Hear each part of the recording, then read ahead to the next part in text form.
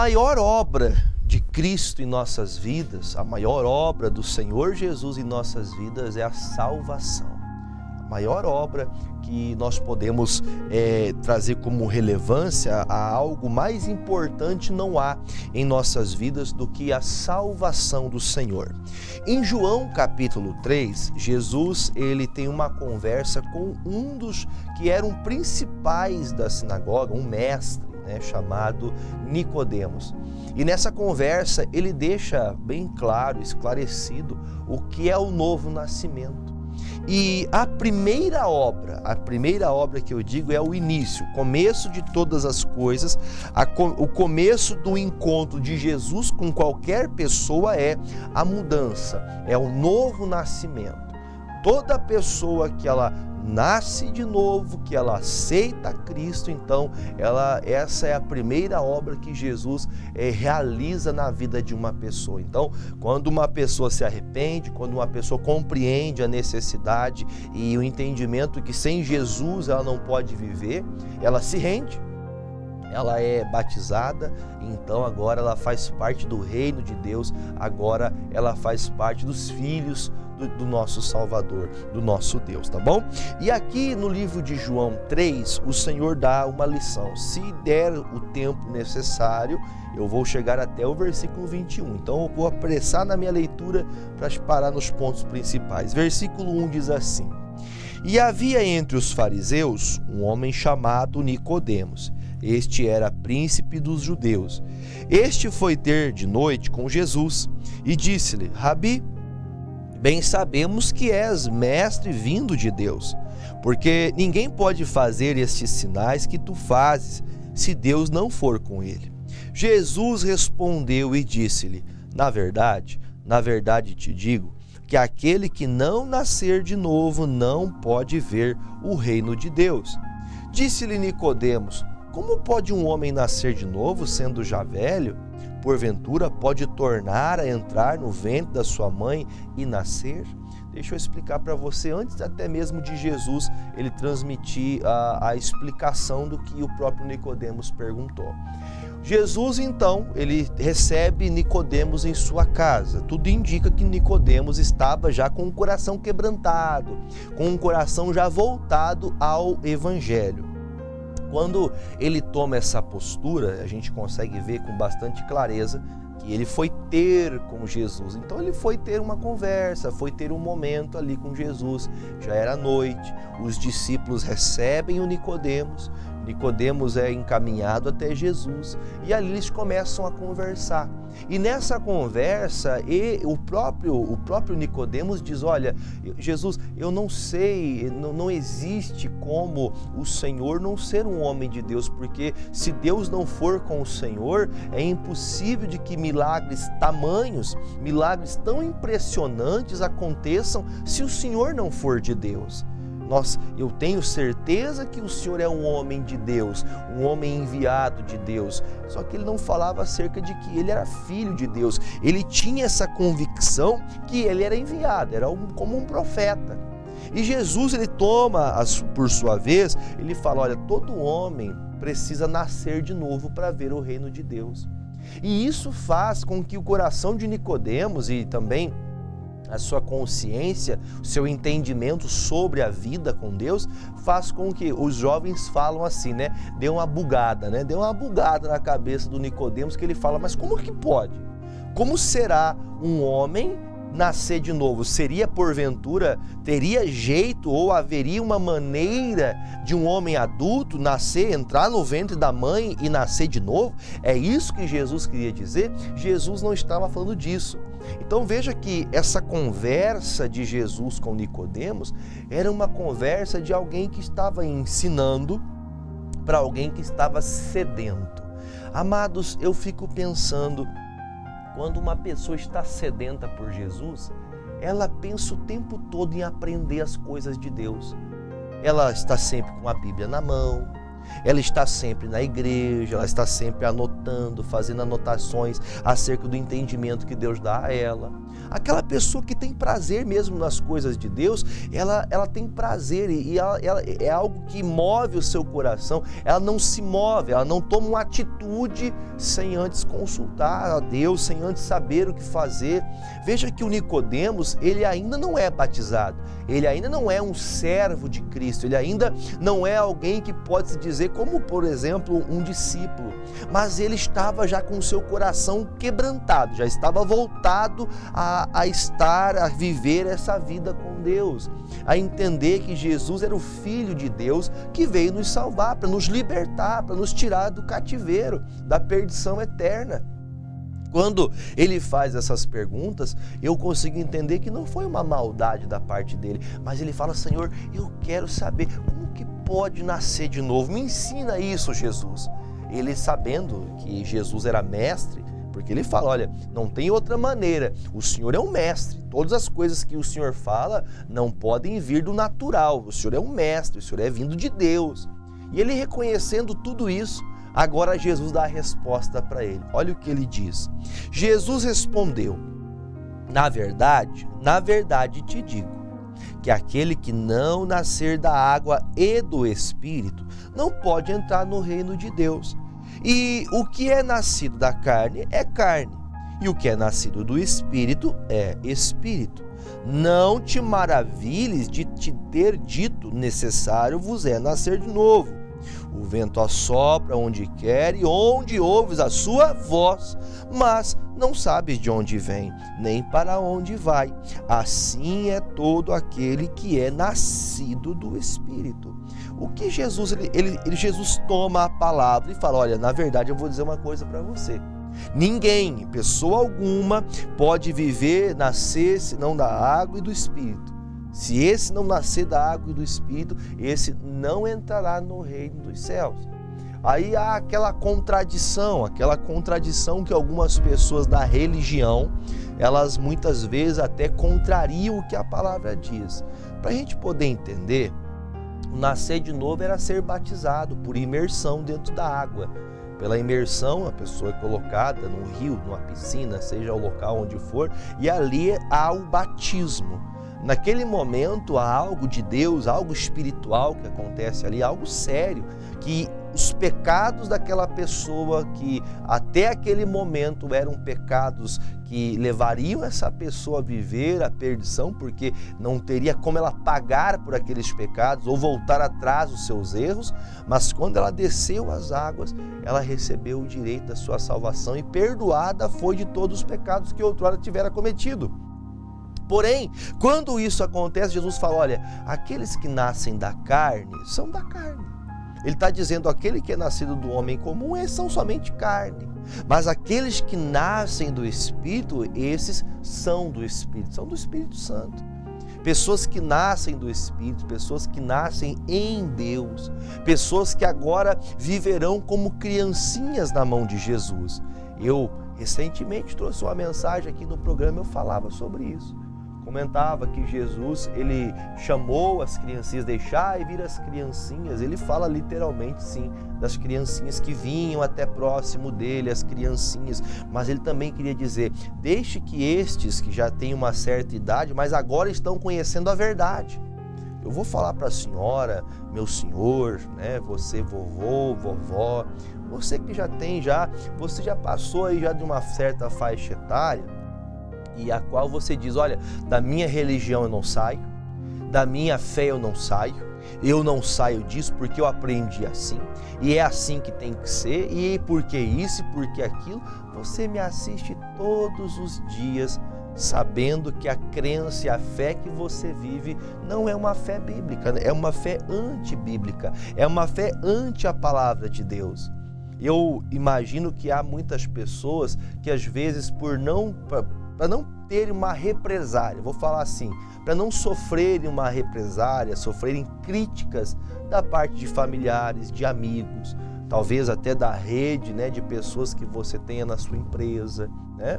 Você que é um empresário, uma empresária, pastor, olha, eu não consigo falar dessas coisas de evangelho, eu assisto o senhor todo dia, mas eu não consigo mergulhar mais, para mim o que basta é assistir aqui, eu não quero saber mais nada, eu prefiro ficar na minha religião. Vou dizer para você, a tua religião não vai te levar para lugar nenhum, sabe por quê? Porque se você olhar para Nicodemos, quem era Nicodemos? O Nicodemos era um dos principais, ele era um príncipe judeu. Ele era um homem que tinha não só forte na religião, não só no que se diz respeito à religião judaica, mas ele era um homem que tinha uma crença. E ele era um principal, ele era um príncipe, ele era visto como alguém que era como um mentor, como um mestre. E todas essas palavras são ditas e Nicodemos torna a dizer, no versículo 9, Nicodemos respondeu e disse-lhe, como pode ser isso? Jesus disse-lhe, tu és mestre de Israel e não sabeis isso? Sabe o que Jesus quis dizer? Você tem tanto conhecimento, você sabe tanta coisa, você já mergulhou tanta coisa a respeito da tua fé, da tua religião, que nada para você entra no seu coração mais. Tudo que é falado, que diz respeito a evangelho, a igreja evangélica, a cristianismo, que é levado à igreja cristã, você já fica contra. Não, pastor, eu sou daquela que faz assim, assim, assim. Não, eu sou da igreja tal, eu sou da tradicional, eu participo lá daquele centro, eu participo não sei do que. Para você, na sua concepção, mesmo sendo mestre, porque a Bíblia fala que o Nicodemos, Jesus chama o Nicodemos de mestre. Olha, você é mestre naquilo que você sabe. Você é mestre naquilo que você pratica. Você é mestre no meio dos judeus. Você é um homem de tanto conhecimento e as coisas que falam para você, você não entende? Como pode você não entender? Eu vou dizer com todas as letras. Eu não tenho medo de falar isso aqui, não. Tem pessoas que ela nunca vai deixar a fé que ela pratica na religião porque ela acha que será talvez algo que vai ferir a Deus. Quando a Bíblia diz que o dia que você nascer de novo, aí você vai poder ter entrado no reino dos céus. E há pessoas que dizem, pastor, eu já fui batizado no dia que eu nasci. Eu fui batizado 7 dias antes de no 7º dia de vida, porque algumas pessoas diziam antigamente, você deve ter ouvido falar, que se deixasse de passar do 8º dia, virava pagão. Ah, porque não tinha fé, não tinha Deus. Irmão, isso é tudo conversa da carochinha, é tudo coisa para boi dormir, irmãos. Pastor, mas a Bíblia diz que no 8º dia deveria se circuncidar a criança. Não. Hoje nós vivemos a graça. Para que você seja reconhecido como um filho de Deus e também proprietário do direito de entrar no reino dele, você precisa aceitá-lo. Por isso eu digo que a primeira obra de Deus em minha vida, a melhor obra, a mais importante é a salvação. E a primeira é o dia que eu aceito Jesus descendo as águas. Mas pastor, por que eu tenho que descer as águas? Tem pessoa, pastor, se colocar um pouquinho de água na minha cabeça está resolvido. Não está resolvido. A Bíblia fala que batismo é imersão. Procure. Se você duvida das minhas palavras, vai procurar.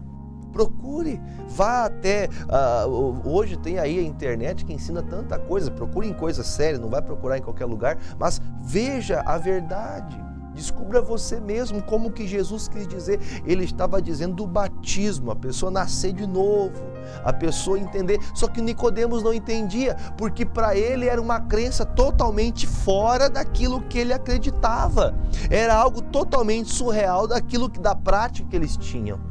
E Jesus é diferente, Jesus não tem paradigmas, não tem paradoxos com Jesus. Jesus ele te dá para você exatamente o que deve ser feito sem nenhuma sombra de dúvida. Aí ele fala no versículo de número 11, na verdade te digo, que nós dizemos o que sabemos e testificamos o que vimos, e não aceitais o nosso testemunho. Se vos falei das coisas terrestres e não crestes, como crereis se vos falar de coisas celestiais? Ora, Ninguém subiu ao céu, senão o que desceu do céu, o Filho do Homem que está no céu. E agora ele dá uma referência. E como Moisés levantou a serpente no deserto, assim importa que o Filho do Homem seja levantado, para que todo aquele que nele crê não pereça, mas tenha vida eterna. O que está acontecendo aqui? Eu vou parar para a gente poder ter essa pausa de entendimento. Jesus continua falando, né, que nós devemos, né, ter esse cuidado. Ninguém conheceu as coisas do céu, senão aquele que desceu do céu. E ele agora está falando, olha, você se lembra, porque o mestre Nicodemos entendia das coisas de Moisés, da lei mosaica. E ele se lembra que no período após saírem do Egito, no meio do deserto, o povo pediu comida, o povo pediu maná, e o povo comeu desse maná. Só que chegou uma hora que eles enjoaram, que eles não queriam mais o maná. E eles então se levantaram contra Deus e todo esse povo começou a ficar doente. Todo esse povo estava ficando doente no meio do deserto por causa da murmuração deles, porque eles queriam voltar para o Egito. Eles queriam voltar à prática de pecado, eles queriam voltar à vida errada. E quando isso aconteceu, Deus usou Moisés para pegar uma serpente de bronze. Aquele artifício foi usado não como um ídolo, mas foi apresentado. E todas as pessoas que olhassem para aquela serpente, elas seriam libertas daquele mal. Então Jesus fala, do mesmo jeito que vocês creem que quando Moisés levantou a serpente no deserto as pessoas foram curadas, também é necessário que o Filho do Homem, que é aquele que é Filho de Deus, ele falando dele mesmo, seja levantado, ou seja, vocês todos olharão para mim. É isso que eram as palavras de Jesus para o Nicodemos. Aí ele diz o versículo para mim, na minha concepção, o versículo mais lindo de toda a Bíblia, de Gênesis a Apocalipse, o versículo mais lindo. Por que Jesus tem que ser colocado, apresentado no madeiro? Por que Jesus teve que ser levantado como foi levantada a serpente no deserto? Por quê? Versículo 16, porque Deus amou o mundo de tal maneira que deu o seu Filho unigênito para que todo aquele que nele crê não pereça, mas tenha a vida eterna. Então, o versículo mais lindo da Bíblia nos faz entender que o Senhor Jesus, ele veio, foi colocado naquela cruz, foi zombado, foi cuspido, foi achingalhado, foi colocado como escárnio. Só que a Bíblia diz que ele fez isso para amor daquele que nele cresce, para que você não perecesse. Então, para que não houvesse morte no deserto, o Moisés apresentou a serpente como referência. Agora ele fala, olha, já que você sabe disso, agora saiba que o Filho de Deus veio para ser levantado, para que todo que está crendo agora não pereça. Então, agora a chamada de Jesus para Nicodemos torna-se mais profunda, porque agora Nicodemos entende algo acerca daquilo que ele já tinha no coração. Tem pessoas que têm uma fé verdadeira em Jesus, mas ela tem fé em Jesus, mas tem fé na Maria, no João, no Pedro, no Antônio, no Sebastião, na Clara, na Catarina. Ela crê em tudo quanto é coisa. Jesus disse, olha, é por mim, ninguém morreu na cruz a não ser Jesus Cristo. Não foi pastor, não foi padre, não foi diácono, não foi papa, não foi missionário, não foi apóstolo. Quem morreu por você foi Jesus. Aí ele diz no versículo 17, eu tenho que correr para me terminar a leitura, porque Deus enviou o seu Filho ao mundo no mundo, não para que condenasse o mundo, mas para que o mundo fosse salvo por ele. Quem crê nele não é condenado, mas quem não crê já está condenado, porquanto não crê no nome do unigênito do Filho de Deus. Eu vou parar um pouquinho que eu preciso explicar. Tem gente que ela não crê. Ah, pastor, eu creio do meu jeito. Eu vou dizer para você, nessa Bíblia aqui, eu acho que eu vou mostrar para cá, meu amigo me ajuda aqui. Algumas Bíblias, elas têm essa marcação assim como a minha, que ela mostra as letras em vermelho, tá vendo aqui, ó? Esse aqui pra gente dar o significado, deixa eu ver, tá bom aí? Natanael, dá um aviso pro amigo aqui que ele me saber. Isso.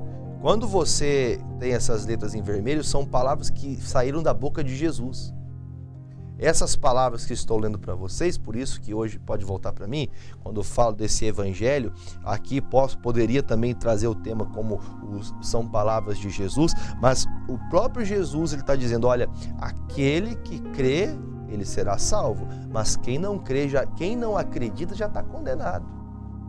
Então, o que Jesus quis dizer para o Nicodemos? Nicodemos, se você não passar agora a crer, se você não entender que tem que descer as águas, que você precisa nascer da água e do Espírito, você já está condenado. Ele acreditava na serpente que foi levantada no deserto, mas para acreditar em Jesus, Jesus está tendo que mostrar, se você não crer agora, você será condenado, porque a condenação é para aquele que não crê. Por isso que a primeira obra, o primeiro passo para alguém que quer andar com Jesus de verdade, o primeiro passo é aceitá-lo e descer as águas. O primeiro passo é o batismo. O primeiro passo é tomar uma decisão de deixar toda aquela velha bagagem, até de ensinamentos. Porque este homem que está recebendo essa palavra não é um leigo, não é um sem fé, não é um gentil. Ele é um judeu mestre, ele tinha muito conhecimento da lei mosaica. Mas ele está escutando agora. Quem não acreditar no que eu estou dizendo, quem não crê no que eu estou falando, automaticamente já está condenado. E eu termino a leitura, corta para cá, terminando a leitura, versículo 19, a condenação é esta, que a luz veio ao mundo e os homens amaram mais as trevas do que a luz, porque as suas obras eram más. Tem gente que ama mais fazer coisa errada do que fazer a coisa certa. Tem gente que ama mais as trevas do que a luz e por isso não consegue aceitar Jesus. Por que tem pessoas que não deixam da vida errada? Por que tem pessoas que não se convertem completamente? Porque ela gosta de beber, ela gosta de fumar, ela gosta de bagunçar, ela gosta de falar mal dos outros, ela gosta de mentir, ela gosta de ver os outros cair, ela gosta de fazer coisa errada, ela gosta de ser falsa, e aí a gama cresce, que é muita coisa. Porque ela tem prazer de viver o pecado, ela tem prazer de fazer as coisas erradas. Por isso que Jesus falou, a luz veio, mas as trevas, para aquelas pessoas que viram a luz chegou, mas as trevas foram mais legais, as trevas foram mais emocionantes. Tem pessoas que quando se convertem, elas falam assim, no tempo que eu era do mundo era melhor. Claro que era melhor, você era um cego. Quando você conhece a luz, as coisas erradas ficam visíveis. Você enxerga as coisas sujas quando há luz. No escuro, você não enxerga nada. Nas trevas, ninguém vê que está errado. Termina o versículo 21. Mas quem pratica a verdade vem para a luz, a fim de que as suas obras sejam manifestas porque são feitas em Deus. Então, para que todos saibam, para que todos conheçam e saibam da graça de Deus, essas obras são manifestas e claras para todo mundo ver. Agora, eu deixo para você aqui uma chamada, se você ainda não se batizou, se você ainda não aceitou Jesus, se você ainda não entendeu que deve tomar a tua postura, a tua decisão, não porque um pastor fala, mas porque Jesus disse. Aceite o Evangelho, aceite a verdade, aceite e viva em novidade de vida. Deixa eu fazer uma oração breve. Pai, em nome de Jesus, a Ti eu consagro essas águas e peço que todos, ó Pai, que estão com algum tipo de enfermidade, doença, alguém que está passando mal, alguém que está em dúvidas, Pai, coloque nessa água uma unção para libertar, para curar e para operar maravilhas em nome de Jesus. Se você crê, diga amém. Beba comigo desta água em nome de Jesus. Que Deus te abençoe.